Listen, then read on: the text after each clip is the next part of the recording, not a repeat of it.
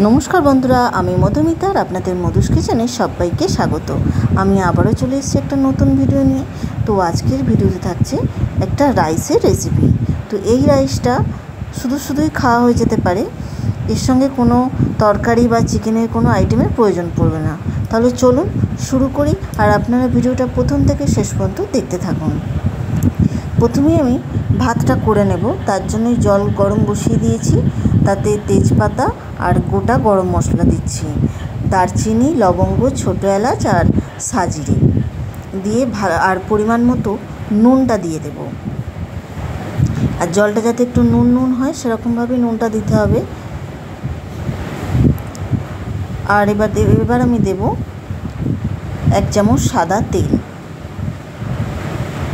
আর আমি একটা গোটা পাতিলেবুর রস দিয়ে দিচ্ছি, যাতে ভাতটা সুন্দর ঝরঝরে হয় আর সাদা হয়।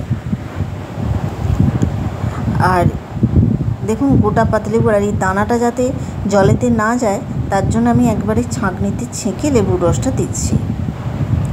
জলটা ভালোভাবে গরম হয়ে গেছে। এবার আমি চালটা ধুয়ে রেখেছিলাম, ধুয়ে আমি 30 মিনিটের জন্য ভিজিয়ে রেখেছি, সেই চালটা আমি দিয়ে দিচ্ছি। আর এটা বাসমতি চাল আছে। আর চালের মাপ ছিল আমার 500 গ্রাম। চালটা ভালো করে দিয়ে দেবার পর ভালো করে একটা চামচের সাহায্যে মিশিয়ে দিতে হবে। দিয়ে এবার ভাতটা আমি হতে দেব। ভাতটা 80% করে নেব, করে নিয়ে আমি ভাতটা নামিয়ে নেব। আর বাকিটা এই গরমেই ভাতটা হয়ে যাবে। দেখুন ভাতটা ফুটে উঠেছে।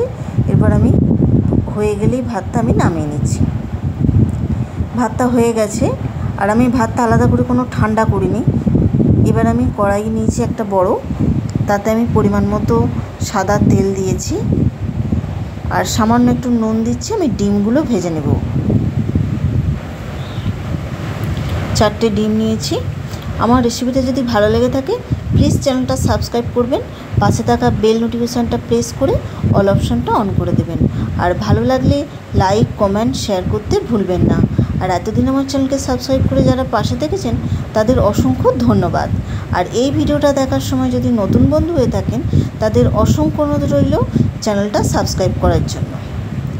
এবার আমি 1 চামচ তেল দিয়েছি আর 1 চামচ বাটার দিয়েছি। বাটারটা গলে যাবার পর আমি 1 চামচ রসুন কুচি দিয়ে দিলাম। দিয়ে রসুনটা একটু নাড়াচাড়া করে নেব, যাতে রসুনের ভালো গন্ধটাও ওঠে আর একটু হালকা লাল আসে। এবার একটা আমি পেঁয়াজ সরু সরু করে কেটে রেখেছিলাম, সেই পেঁয়াজটা দিয়ে দিচ্ছি। আর পেঁয়াজের সাইজটা বেশ বড় ছিল। আর এই ভিডিওটা আমার কে কোথা থেকে দেখছেন কমেন্ট করে জানাবেন, তাহলে আমি পরের ভিডিওতে ধন্যবাদ সবাইকে জানাতে পারবো।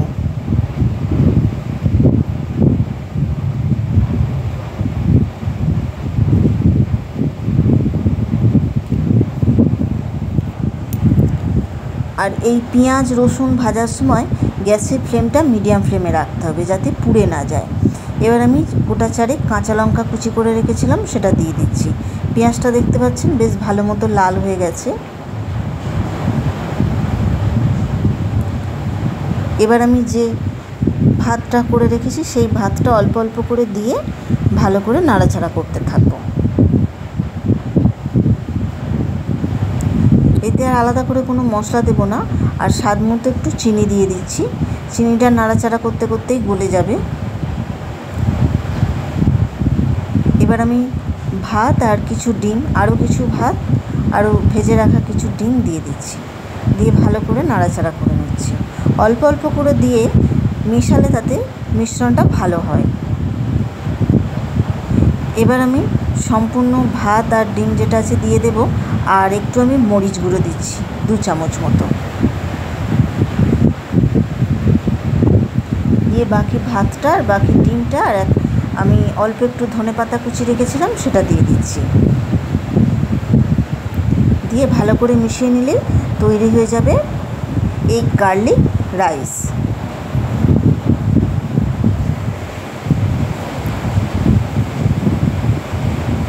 তো রেসিপিটা কেমন লাগলো সবাই কিন্তু কমেন্টে জানাতে ভুলবেন না। আর কে কোথা থেকে কমেন্ট করছেন সেটাও আমাকে জানাবেন, তাতে পরের ভিডিওতে আমি ধন্যবাদ জানাতে পারবো।